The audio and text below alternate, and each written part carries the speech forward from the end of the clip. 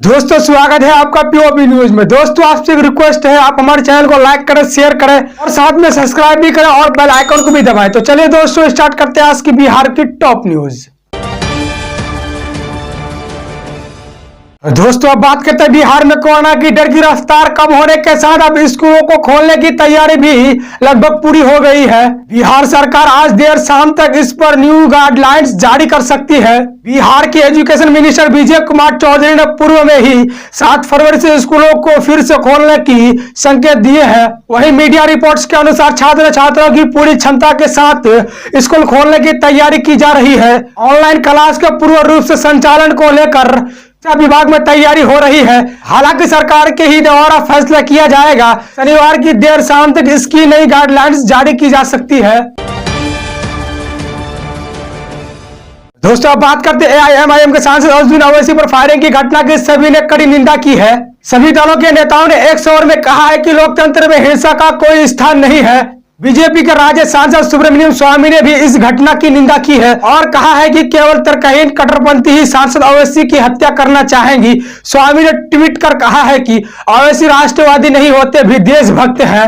अपने बयानों और तर्कों से सुर्खियों में रहने वाले बीजेपी सांसद सुब्रमण्यम स्वामी ने कहा है कि तर्क परंपरा में विश्वास न करने वाले कट्टरपंथी ही केवल सांसद ओवैसी की हत्या करने चाहते हैं। ओवैसी भले ही राष्ट्रवादी न होकर मगर ये देशभक्त हैं। अंतर केवल ये है कि ओवैसी हमारे देश की रक्षा करेंगे, लेकिन वह ये नहीं मानते कि हिंदू और मुस्लिम का डीएनए एक ही है। हमें उनके मुखर तर्कों का सामना करना चाहिए, न कि लोगों को बर्ताव पर उतार आना चाहिए। सुब्रमण्यम स्वामी ओवैसी पर यह राय पहले भी दे चुके थे। साल 2016 में कहा था कि ओवैसी देशभक्त है क्योंकि विदेश में भारत को डिफेंड करते हैं। हालांकि राष्ट्रवादी नहीं है क्योंकि वे अपने पूर्वजों को हिंदू के रूप में स्वीकार नहीं करते हैं। बता दें कि गुरुवार शाम सांसद अजदुद्दीन ओवैसी ने दावा किया था कि उत्तर प्रदेश में चुनाव प्रचार के दौरान मेरठ से लौटते वक्त इजारसी टोल प्लाजा पर उनकी गाड़ी पर 4 राउंड फायरिंग की गई थी। आज तक के साथ खास बातचीत करते वक्त ओवैसी ने कहा है कि उन पर मेरठ से लौटते वक्त फायरिंग की गई थी। यूपी पुलिस ने इस मामले में तत्काल कार्रवाई करते हुए आरोपी सचिव पंडित और शुभम को गिरफ्तार किया है। इन दोनों को अदालत ने शुक्रवार को 14 दिनों की न्यायिक हिरासत में भेज दिया है। यूपी पुलिस ने कहा है कि दोनों आरोपी ओवैसी के बयानों से नाराज थे। दोनों ही आरोपी ओवैसी को फॉलो कर रहे थे। इस हमले के बाद केंद्र सरकार ने ओवैसी को जेड कैटेगरी की सुरक्षा मुहैया कराई है, लेकिन ओवैसी साहब ने सुरक्षा लेने से इनकार कर दिया। उन्होंने कहा है कि आरोपियों पर यूएपीए लगाया जाए।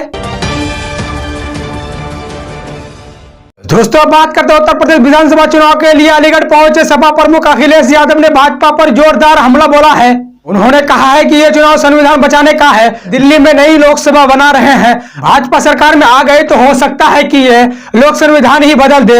इंडिया गेट में अगर जवान ज्योति को बदल दिया, भाजपा वाले हर चीज बदलना चाहते हैं और जनता इस बार इनके झांसे में आने वाली नहीं है। इसके साथ सपा प्रमुख ने फिर 400 सीटों पर जीतने की बात कही है। इसके साथ यूपी के पूर्व मुख्यमंत्री अखिलेश यादव ने कहा है कि भाजपा वाले प्रचार और झांसा देने में बहुत आगे है। भाजपा में जो जितना बड़ा नेता है वो उतना बड़ा झूठ बोलता है। अगर छोटा नेता होता तो वो छोटा ही झूठ बोलता, अगर बड़ा नेता है तो वो बड़ा ही झूठ बोलेगा। इसके साथ अलीगढ़ में सपा प्रमुख अखिलेश यादव ने कहा है कि लोगों को गुस्से को देखते हुए सपा और आरएलडी गठबंधन को 400 सीटें मिलने जा रही है। वहीं यूपी के शेष 3 सीटों विपक्ष को मिलेंगी। इसके साथ जनता से अपील करते हुए कहा है कि एक बार मैं निवेदन करता हूं कि आप सपा आरएलडी के जितने भी प्रत्याशी हैं, साइकिल और हैंडपंप को याद रखना। जहां साइकिल हो वहां हैंडपंप वाले मदद करें और जहां हैंडपंप हो वहां साइकिल वाले मदद करें।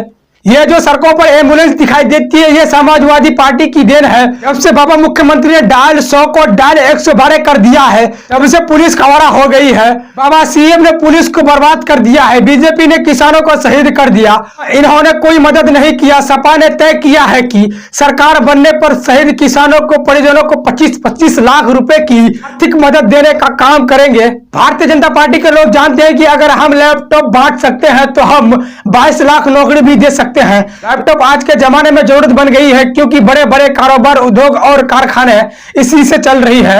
हमारे बाबा मुख्यमंत्री लैपटॉप इसलिए नहीं बांटते क्योंकि उन्हें लैपटॉप चलाना नहीं आता है। बीजेपी ने गरीबों की जेब से पैसे निकालकर अमीरों की तिजोरी भरने का काम किया है।